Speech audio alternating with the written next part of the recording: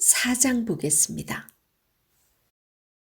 아담이 그의 아내 하와와 동침함에 하와가 임신하여 가인을 낳고 이르되 내가 여호와로 말미암아 득남하였다 하니라. 왜 하와가 여호와로 말미암아 득남하였다 이런 말을 썼을까요? 3장 15절에 보면 너로 여자와 원수가 되게 하고 네 후손도 여자의 후손과 원수가 되게 하리니 이렇게 뱀에게 말씀을 하셨잖아요. 그러니까 혹시 이걸 같이 듣고 있었으니까 하와가 지금 자기가 득남하는 이 아이가 여자의 후손 아닐까? 이런 생각을 했다고 해석을 합니다. 그만큼 죄가 들어간 이 인류에게는 이제 하나님의 그 하셨던 말씀조차도 제대로 깨달을 수 있는 그런 깨달음이 없습니다. 그리고 가인이라는 이 이름이 뜻하는 것이 어둠이라는 뜻이에요. 뭔가 이제 얻었으니까 됐어. 그런 인간적인 생각을 했을 것 같죠. 그 다음 2절 그가 또 가인의 아우 아벨을 낳았는데 아벨은 양치는 자였고 가인은 농사하는 자였더라. 양치는 자나 농사하는 자나 이 직업에는 큰 문제가 없습니다. 그 다음 3절 세월이 지난 후에 가인은 땅의 소산으로 제물을 삼아 여호와께 드렸고 아벨은 자기도 양의 첫 새끼와 그 기름으로 드렸더니 여호와께서 아벨과 그의 제물은 받으셨으나 지금 여기서 많은 오해가 있을 수 있어요.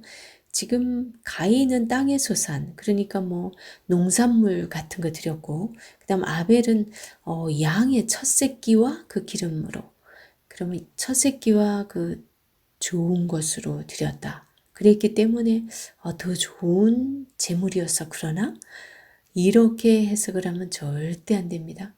3절에서 세월이 지난 후에 라는 이 말이 있습니다. 이제 아벨과 가인 이 두 아이들이 충분히 자라서 나름대로 하나님 앞에 자기들의 삶을 충분히 보일 만한 그런 시간이 지난 후에요. 그래서 어느 정도 살아온 시간이 있었다라는 것을 우리는 유념을 하고 봐야 됩니다.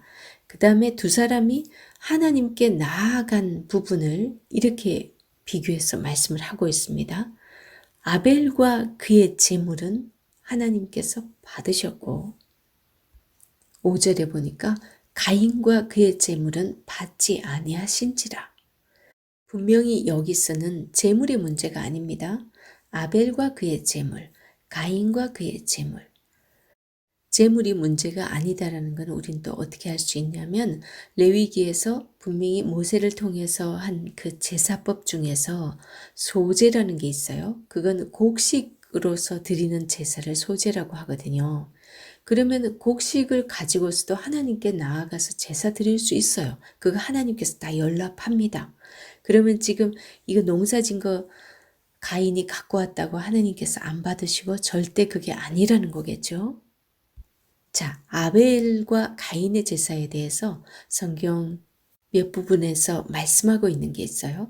히브리서 11장 4절에 보면 믿음으로 아벨은 분명히 아벨은 똑같이 제물을 갖고 간 것 같아도 믿음으로 아벨은 제물을 가지고 하나님께 나아갔다라는 걸 분명히 히브리서 11장 4절에서 증거를 해주고 있고요. 그 다음 에베소서 2장 8절에서 9절은 보면 그러면 그 믿음은 또 어떤 믿음인가를 너희는 그 은혜에 의하여 믿음으로 말미암아 구원을 받았으니 그러면서 이는 하나님의 선물이라 아무도 자랑하지 못하게 함이라 이런 말씀을 하시죠. 그러니까 그 믿음조차도 하나님의 은혜의 선물을 받았어요. 그건 왜? 어떻게 해서 그러면 아벨은 그 하나님의 은혜로 그 믿음을 받아서 믿음으로 하나님께 나아갔을까요? 하나님이 받으시는 그 믿음은요, 나의 어떤 행위나 노력이나 그럴싸하게 말하는 거나 그런 것이 아니에요. 하나님의 은혜로 말미암아 내게 들어오는 거예요. 그럼 어떤 사람에게 그 믿음이 들어가고 어떤 사람에게 그 믿음이 안 나타날까요? 요한일서 3장 12절을 보면 가인같이 하지 말라. 그는 악한 자에 속하여 그 아우를 죽였으니. 가인은 그가 악하기 때문에 그 악함이 드러난 그런 모습인 거예요. 그래서 하나님이 받으시는 믿음은 내가 악한 자에 속해 있으면서도 열심히 교회 봉사를 한다고 해서 그렇게 받는 거 아니에요. 사람들에게 친절한 척 한다고 되는 것도 아니에요. 내가 어디에 속한 자로 살아가고 있느냐? 그걸 보고서 하나님께서 받고 안 받고 하신다는 거죠. 지금 우리는 3장에서 인간에게 들어온 그 죄가 이제 어떤 열매를 맺고 있는지를 곧 보게 될 것입니다. 하나님께서 아벨과 그의 제물은 받으시고 가인과 그의 제물은 받지 아니하신지라. 그랬더니 어떻게 됩니까? 가인이 몹시 분하여 안색이 변하니. 지금 막 안색이 변한 모습이 하나님 보입니다. 그러니까 여호와께서 가인에게 이르시되 네가 분하여 함은 어찌 됨이며 안색이 변함은 어찌 됨이냐. 6절에 여호와께서 가인에게 이르시되 네가 분하여 함은 어찌 됨이며 안색이 변함은 어찌 됨이냐. 7절 네가 선을 행하면 어찌 낯을 들지 못하겠느냐. 선을 행하지 아니하면 죄가 문에 엎드려 있느니라. 죄가 너를 원하나 너는 죄를 다스릴지니라. 여기 7절에서 죄가 문에 엎드린다 이 표현이요. 죄가 우리가 왔다 갔다 하는 그 출입 입구에 딱 웅크리고서 우리를 어떻게 하면 걸려 넘어지게 할까 해가지고 지금 웅크리고 있는 그런 모습을 얘기하는 거예요. 이것을 베드로가 우는 사자와 같이 삼킬 자를 두루 찾는다라는 그런 표현을 쓰고 있어요. 같은 표현입니다. 죄는 우리를 삼키기 위해서 언제나 호시탐탐 우리를 노려보고 있다라는 거죠. 결국 인류는 이 죄를 다스리지 못하고 죄에 삼킨 바 되어서 점점 패역한 세상으로 변해가고 있습니다. 8절 가인이 그의 아우 아벨에게 말하고 그들이 들에 있을 때에 가인이 그의 아우 아벨을 쳐 죽이니라. 지금 여기서 8절에서 보면 가인이 그의 아우 아벨에게 그냥 말하고 이렇게만 되어 있는데 이 말하고 앞에 말이 생략됐어요. 고대 역본 중에서 70인역과 그 다음 사마리아 역본이 있는데요. 거기는 우리가 들러 나가자 이 말이 있대요. 그런데 지금 여기서는 생략돼 있죠. 이 말은 지금 가인이 아벨을 꼬셔서 지금 죽이기 위해서 지금 여긴 제단 앞이니까 안 되고 지금 아벨을 데리고 아무도 없는 들에 나가서 이제 쳐 죽일 생각을 한 거죠. 완전 고의입니다. 그죠? 그리고 그들이 들에 있을 때에 가인이 그의 아우 아벨을 쳐 죽이니라. 그냥 죽인 게 아니고요. 쳐 죽였다고 얘기하는데 이 쳐 죽이니라 이 부분이 미완료형이에요. 히브리 원어에서 미완료형은 현재도 아직도 완성되지 않고 계속되고 있는 그런 의미가 내포되어 있습니다. 여전히 오늘까지도 그 죄는 사망의 냄새를 뿜어내고 있기 때문에 인류 가운데 이런 살인이 계속 일어나고 있다는 거죠.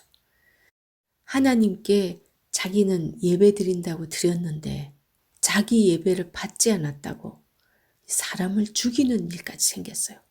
왜 이렇게 됐습니까? 왜 자기가 존재하는지 그 존재 목적을 달리했기 때문 아닐까요? 요한일서에서도 증거하고 있지만 가인은 악한 자에 속했다라는 표현을 하고 있습니다. 그렇기 때문에 애시당초 하나님 앞에 그런 형식은 있었지만 가인은 삶 가운데서도 하나님을 인정하는 삶이 없었고 그랬기 때문에 하나님께서 그와 그 재물조차도 받지 않으셨습니다. 하지만 아벨은 달랐다는 거죠. 믿음으로 하나님께 제사를 드렸던 사람입니다. 그러면 우리는 오늘날 많은 예배 가운데 나아갑니다.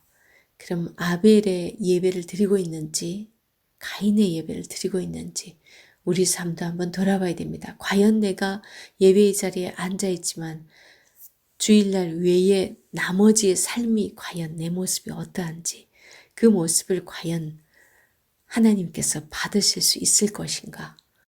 그것은 이미 내 삶이 결정하는 것입니다. 가인이 자기 동생을 쳐 죽이고 나서 하나님께서 나타나셨어요. 여호와께서 가인에게 이르시되 네 아우 아벨이 어디 있느냐? 그가 이르되 내가 알지 못하나이다. 내가 내 아우를 지키는 자니이까. 하나님께서 네 아우가 어디 있느냐 이렇게 물었을 때는 다 알면서도 지금 가인의 양심을 지금 건드려 보는 그런 질문을 하는 거죠. 그런데 가인이 내가 알지 못하나이다. 거짓말을 해요. 그러면서 내가 아우를 지키는 자니까 한술 더 뜹니다. 지금 아우를 지키는 건 하나님 당신이 해야 될 하나님 일 아닌가요? 왜 그걸 나한테 지금 말씀하세요?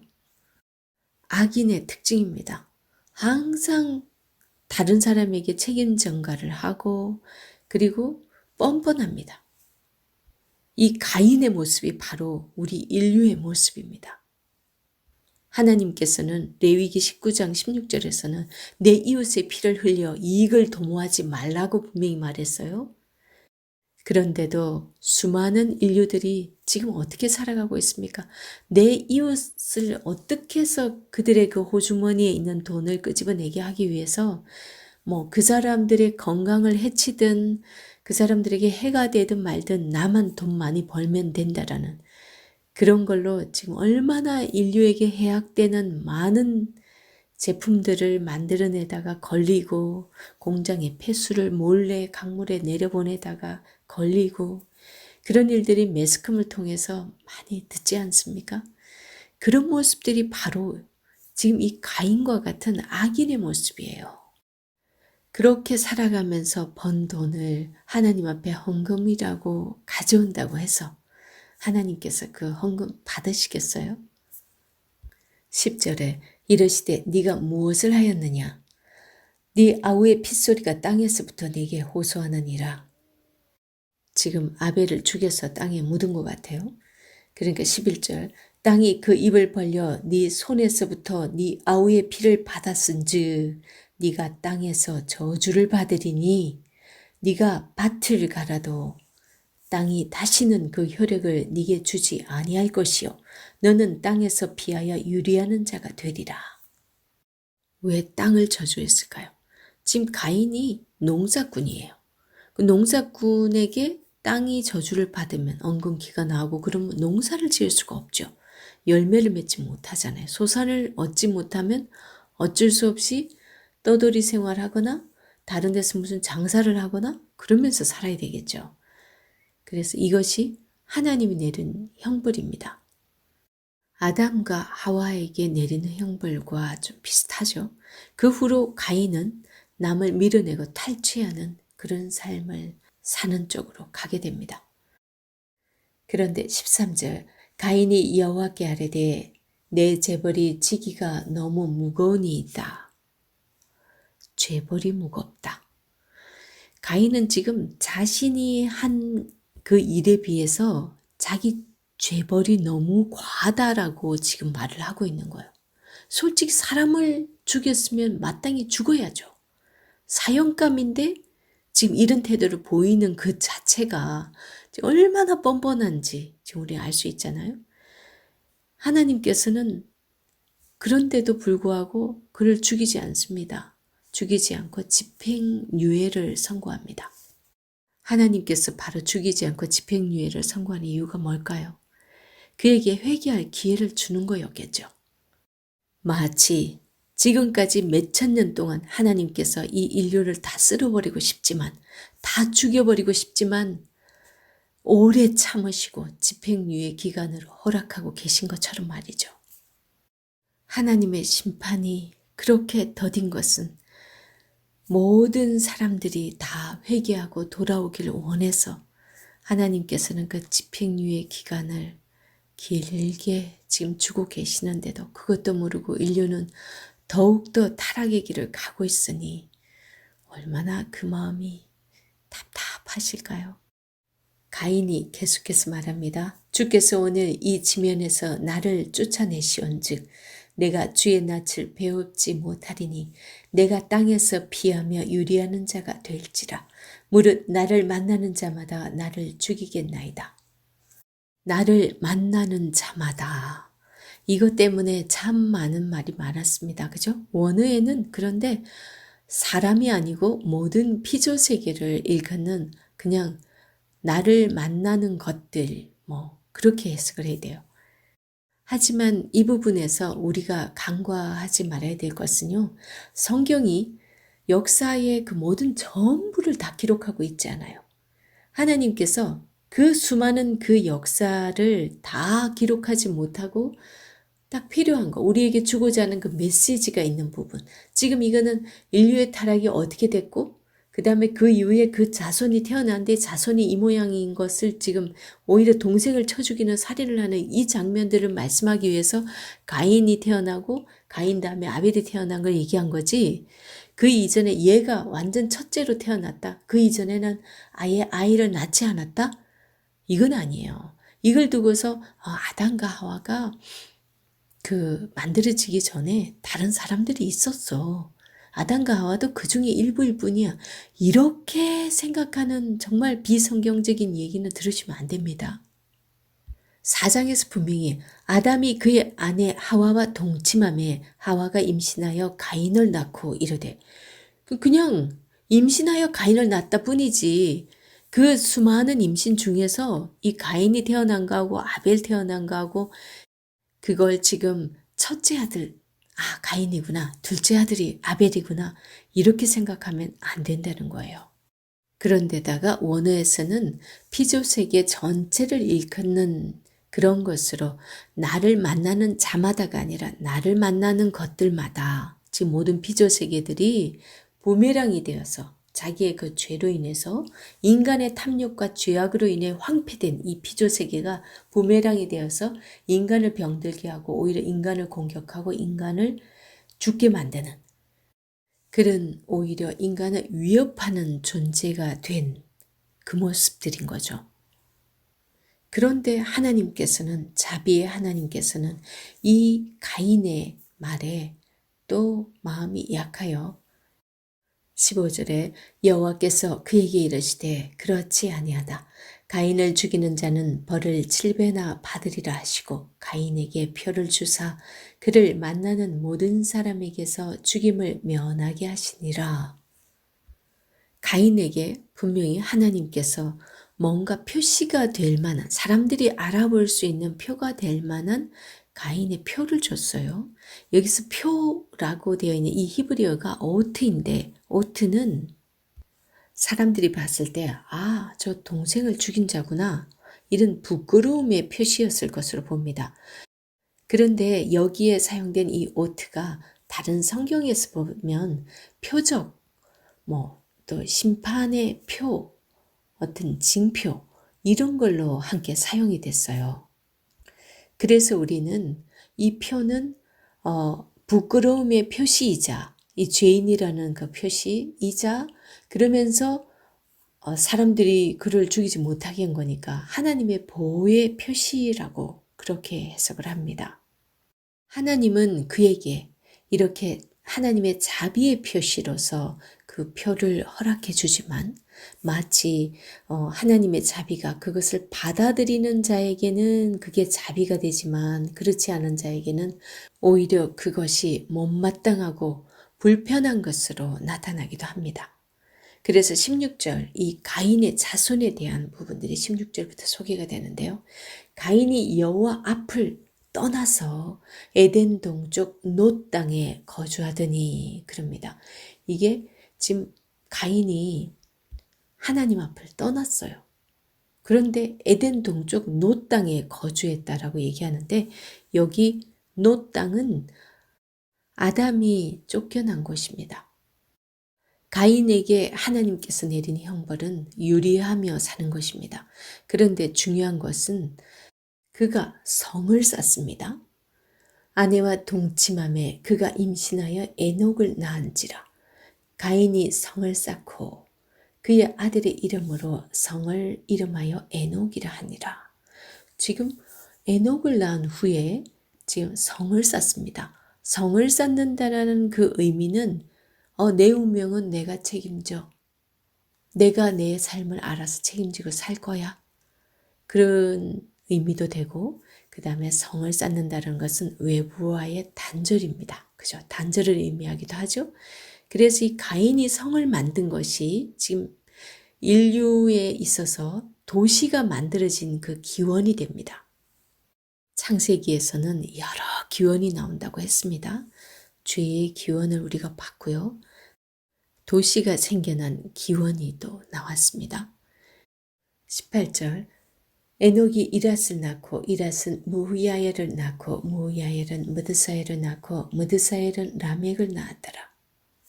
이제 가인이 지금 아이를 낳았는데 에녹을 낳았다고 그랬죠. 그 다음에 에녹이 이랏을 낳고 이랏은 무후야엘을 낳고 지금 막 세대가 이어지고 있는 겁니다. 가인의 후예들입니다.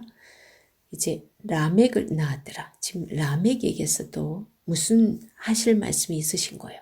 이 라멕이 두 아내를 맞이했대요. 지금까지 성경에서 하나님은 일부 일처를 말씀하셨어요. 일부 다처제의 기원이 또 여기서 나오는 거예요. 두 아내를 맞이했답니다. 하나의 이름은 아다요. 이 아다라는 이 뜻은 꾸미다, 치장하다 그런 뜻이에요. 하나는 실라였더라.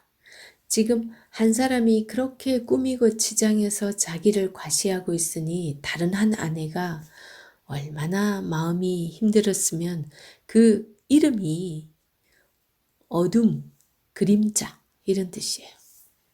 라멕의 가정이 어떠한 모습일지 그림이 그려지죠.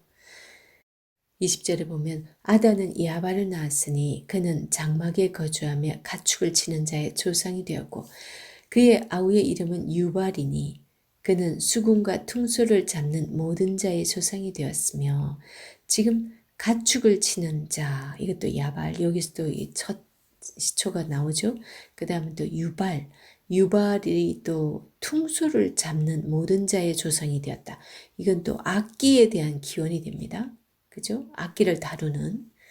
그 다음 실라는 두발가인을 낳았으니 그는 구리와 쇠로 여러 가지 기구를 만드는 자요.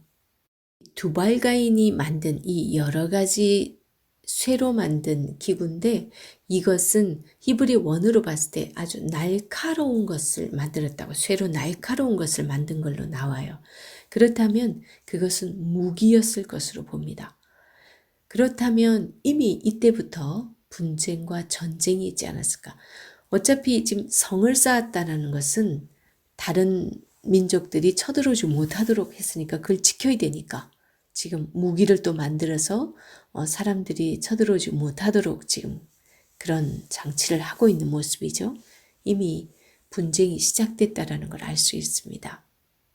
그리고 23절 라멕이 아내들에게 이르되 아다와 실라여 내 목소리를 들어라. 라멕의 아내들이여 내 말을 들어라. 지금 이거는 굉장히 자랑스럽게 사람들에게 막 큰 소리로 자기의 그 한 일에 대해서 아주 자랑스럽게 큰 소리로 하고 있는 말입니다. 무슨 말을 합니까? 나의 상처로 말미암아 내가 사람을 죽였고 자기가 상처 입은 걸로 인해서 어떤 사람을 죽였대요. 그 다음에 나의 상함으로 말미암아 누군가가 자기를 좀 상하게 했을 수 있겠죠. 그걸로 말미암아 소년을 죽였도다. 이거를 마치 아주 그냥 자랑스러운 듯이 자기의 더러운 죄를 외치고 있는 그런 모습이에요. 예를 들어서 어떤 사람이 자기가 어떤 사람을 죽이고 와갖고 사람들 앞에 자기가 호기 부리듯이 나 이런 사람이야 이러면서 말하는 거하고 똑같습니다. 지금. 그러면서 뭐라 그럽니까? 24절 가인을 위하여는 벌이 7배일진데 라멕을 위하여는 벌이 77배이로다. 라멕은 자기 선조인 가인에게 하나님이 가인을 해치는 자에게는 7배의 벌을 받게 될 거라는 그 이야기를 이제 전해 들었던 거죠. 알고 있었어요. 그런데 지금 그때 가인은 그나마 하나님이 그렇게 표를 줬어요. 그런데 지금 이 라멕은 뭡니까? 자기가 말함으로 인해서 그것이 지금 법인 것처럼 말하고 있어요. 오늘날 수많은 사람들이 재물만 좀 있어도 자신이 마치 왕이라도 된 것처럼 그렇게 하지 않습니까?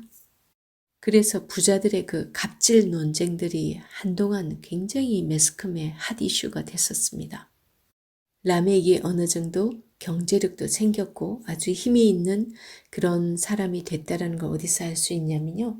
21절에서 보면 유발이 퉁소를 잡는 모든 자의 조상이 되었다라는 얘기를 하는데 악기를 다루는 그런 일을 한다라는 것은 사실 생활에 좀 여유가 있을 때 가능한 일이죠.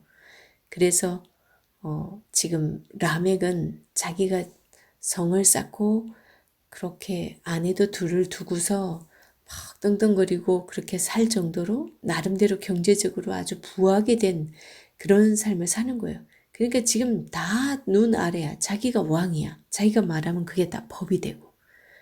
야, 정말 이런 얘기만 있다면 정말 우리는 소망이 없을 것 같습니다. 그죠? 우리 인류가 앞으로 이런 사람이 후예들이면 더 이상 뭐 어떻게 하라는 겁니까?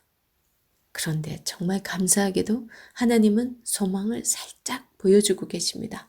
25절 셋과 에노스 얘기를 합니다.